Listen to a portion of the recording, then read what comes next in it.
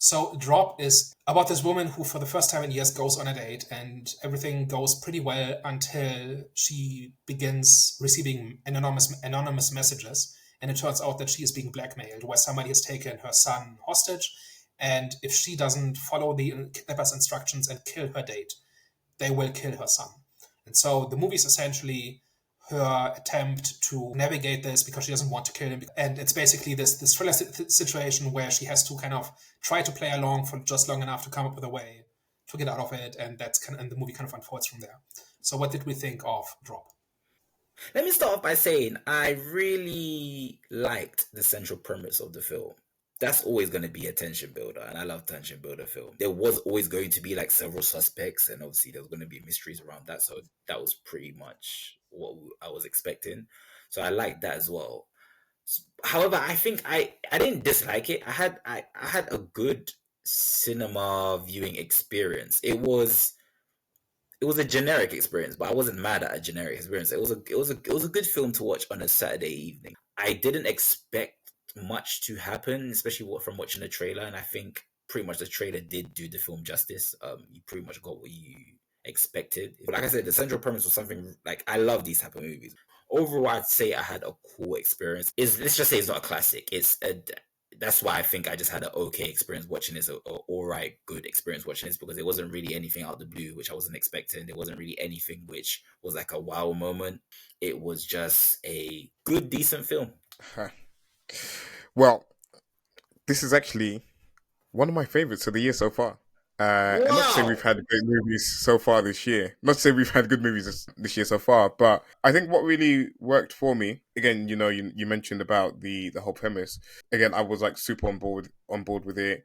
It kept me guessing, kept me on my toes as to who the killer could possibly be, and I was very much on the journey with the character. And I think the reason I probably enjoyed it as much is because I was invested in the characters, invested in this date that they were both on.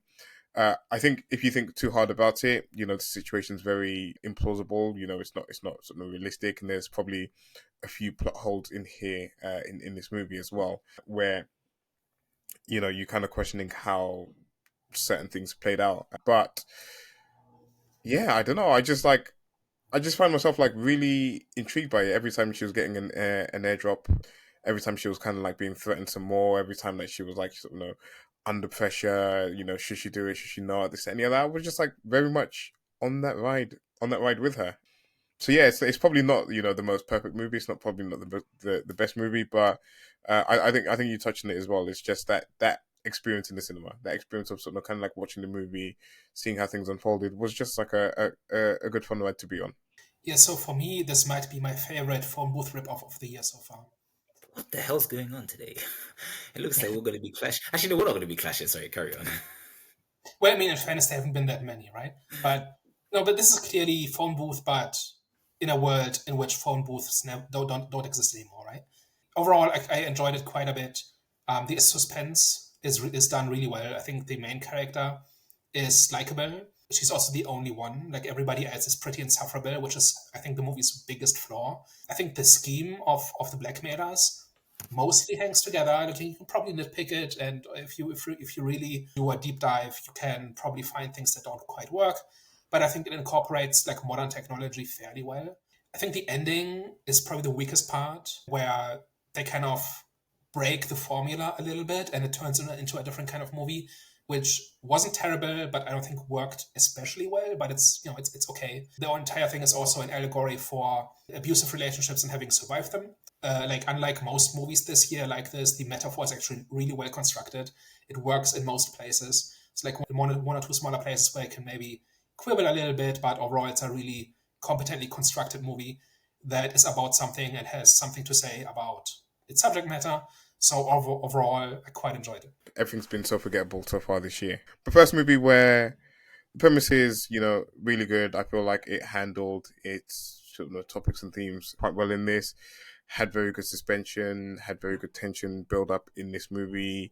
Likable protagonists in this movie that brought you along on the journey with them. Stories something that's serviceable enough. And again, this is kind of what I ask in a lot of these movies, is just have a serviceable enough story. Like, have a story that just makes sense. It doesn't need to wow. It doesn't need to shine every single time. It just needs to do what it needs to do. And in this movie, it does that. So for that reason, I will give it a solid 7 out of 10.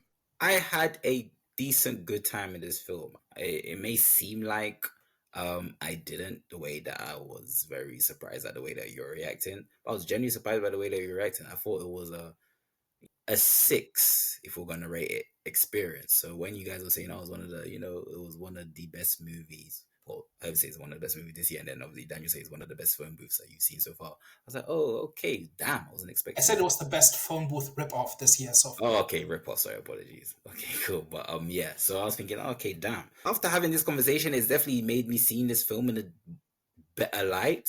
I'm still going to stand by the rating that I gave it. It was a 6 out of 10, above average. So it's good. A 6 is a good. So yeah, I had a good experience with this overall. I liked it. I liked the themes. I loved the premise. I just think maybe it was the style that I didn't really, in terms of like the way that it was shot. Maybe when I say the way that it was shot, because obviously the director, he's done films like Happy Death Day and Freaky, so it's like maybe it's just his style that I might have an issue with. I'm not too sure. I don't know, but overall, I had a good time. So it wasn't a bad film, so I had a good time. I don't regret having watched this. This is not a masterpiece, but it's worth seeing. So I give this a Yahtzee out of chess.